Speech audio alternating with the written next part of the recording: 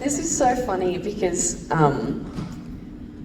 it's so normal to us that when we put it on screen, and especially when we shot it, there was just no sense that it might be controversial. And I like that. I think that particularly in the US, that sounds really odd.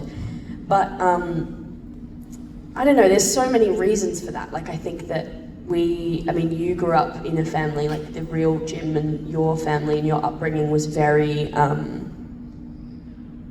open about nudity, about bodies, about life. And so I think there's just always been a sense in our family, and this was certainly my upbringing, the way you raised me, that like bodies are not something inherently sexual, and that actually often, like, what does it do to a kid to at some point your parents stop looking at you or stop coexisting in certain spaces with you, especially when your body is changing and you don't understand why and or how or what it means. I think that it can create a great deal of shame, and there's a lot of really good reason that we do that in society and that we have particular rules and boundaries and lines. But I also think that sometimes when things are taboo, especially around nudity and bodies and sexuality at such a young age, it can really mess with our kids and our young people to feel that our bodies are shameful from so early on in our own families by the people who made us.